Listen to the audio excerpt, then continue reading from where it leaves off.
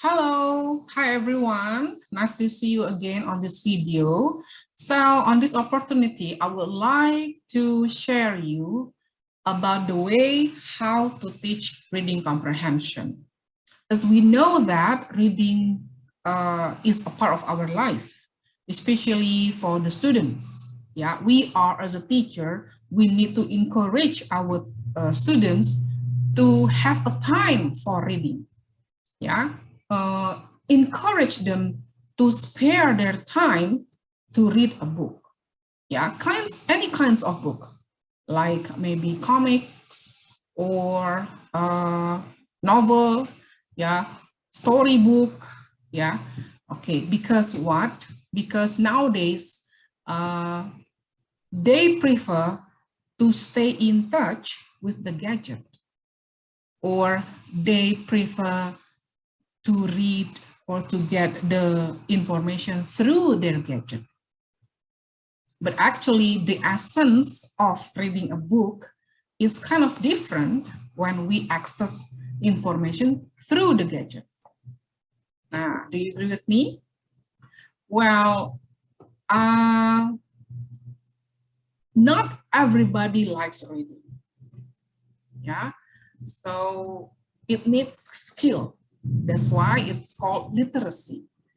Yeah, and it needs understanding. That's why when we read reading, yeah, we have also to teach them how they can understand about the context of the passage or the reading. Yeah, reading comprehension is not just they read, students not only read the text without understanding, but they need to, they need to get, yeah, or explore their ability to understand and interpret what they read. That's the most important thing. Yeah, how can the students get their ability to understand and interpret the reading? It needs training. It needs practice. Yeah, okay, it needs practice actually. So I'm taking this from Learn Smart, Learn Smart, yeah, that's my reference about the meaning or the definition of reading comprehension. Okay, and okay, the skills that we need to develop too. The skills that we need to develop in reading comprehension is that students must know the vocabulary. Yeah, how can they understand the reading if they do not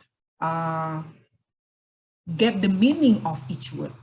Like for example, this passage, I just give you a very simple reading passage. Yeah, it is for elementary students, primary students lah. Okay, how can the students get this understanding? Yeah, how can they get the gist of the reading if they do not know,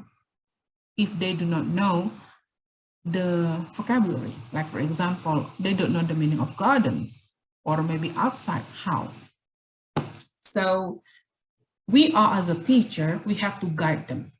Yeah, for some students who are very beginner, they are lack of vocabulary, so we need to give them the list of vocabulary at the beginning of the lesson before we ask them to do the rest of the practice. Like for example, here we have questions that should be answered by the students.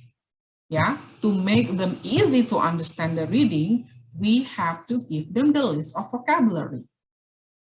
Yeah, like for example, maybe they don't know what is the meaning of bring. Yeah, you just write the list of the vocabulary. Okay, and then try to ask the students to give the summary. Okay, why we have to do this? Because we need the feedback. we need to know about their understanding. Either they really involved in this reading practice, okay, or they do not know exactly what is the meaning. Yeah, even though we already listed the vocabulary. Yeah, nah, because reading is a habit.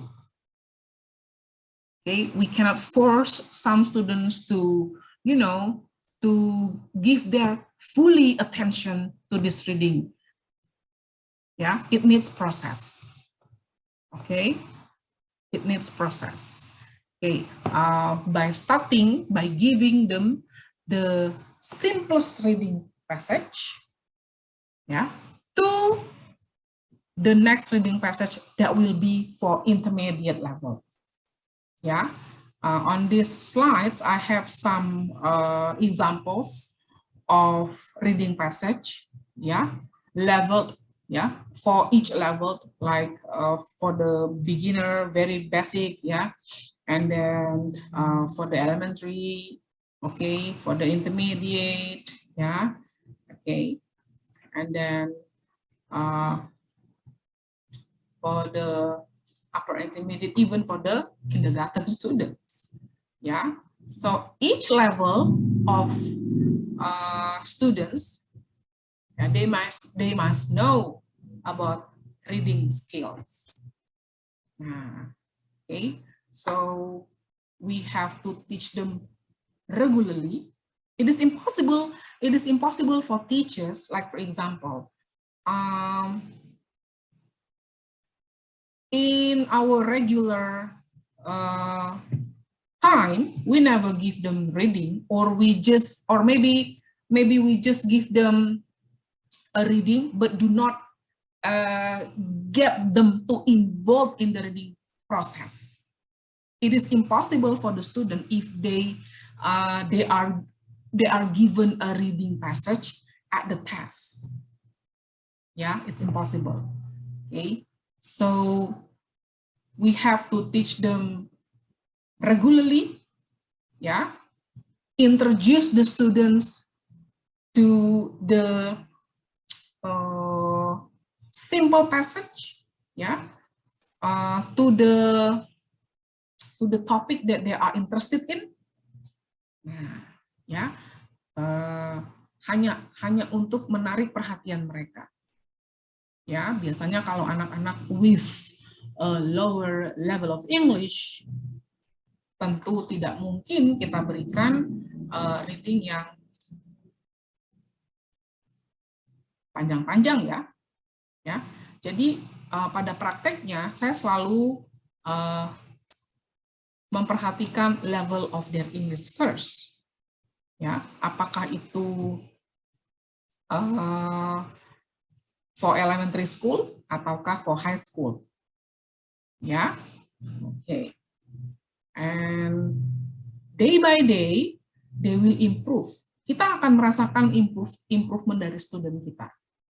Ya, dari awal kita memberikan reading dengan reading yang sangat singkat, kemudian kita naik lagi, ya, ke mungkin reading yang consists of 5 sentences, and then we move again to reading in a paragraph like this, ya, dengan kata-kata yang mungkin agak sedikit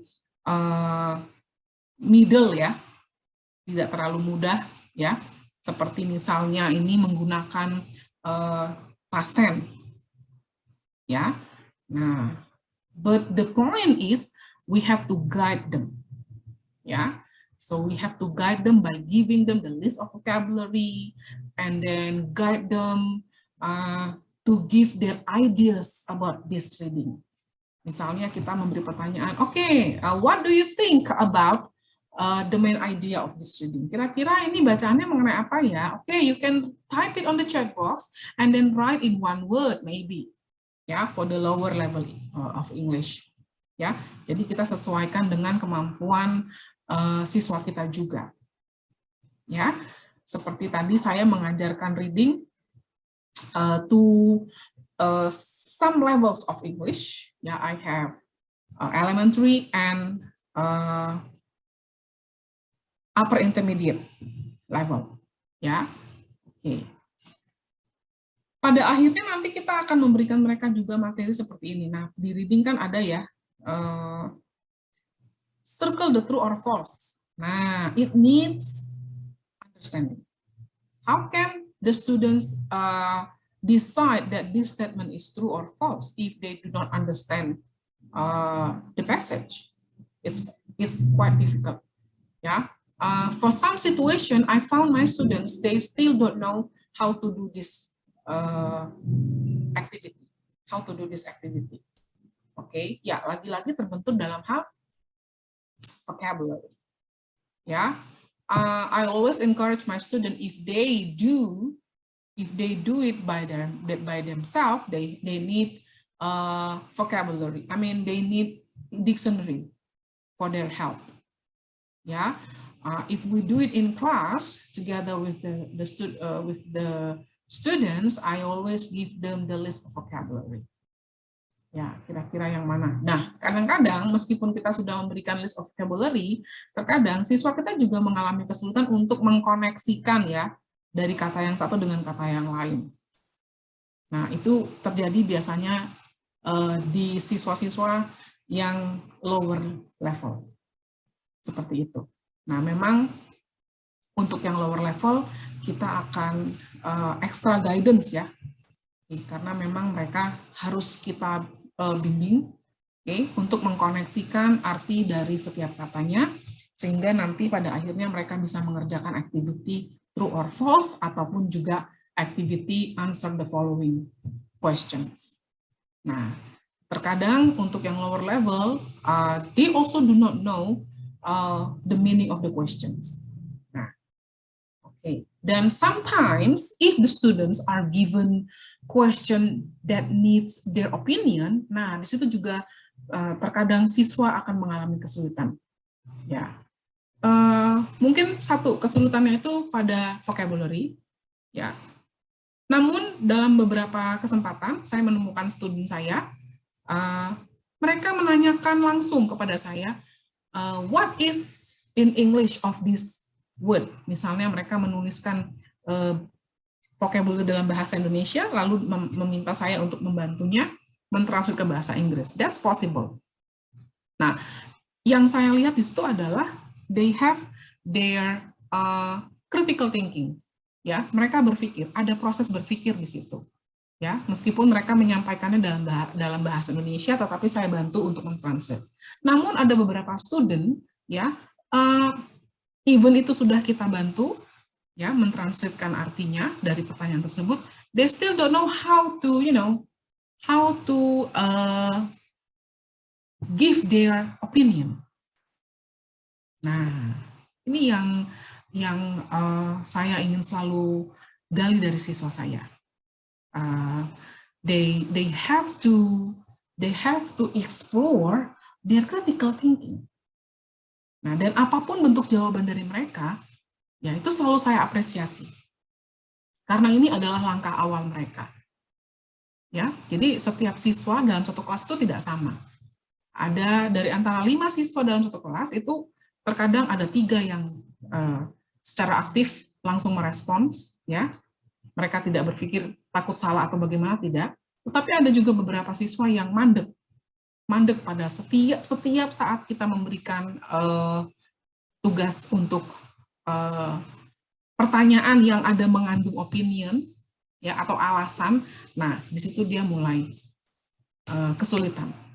Nah, disinilah letak peranan dari literasi, reading literacy, ya. Jadi kemungkinan dia mungkin kurang banyak mengekspor dari bacaan-bacaan, ya, atau mengekspor pengetahuan yang boleh dia akses dari berbagai media, ya. Nah, this is the challenge actually. Nah, di video berikutnya I will explain or I will share about the importance of critical thinking and creative thinking for students. Okay, so I think that's all for this video about reading comprehension, how to teach reading comprehension to students, and what is the advantage of reading comprehension, exactly to help the student to get or to build their critical and creative thinking. Okay, more explanation about critical and creative thinking will be posted on the next video. Okay, so thank you so much and see you on the next video. Thank you.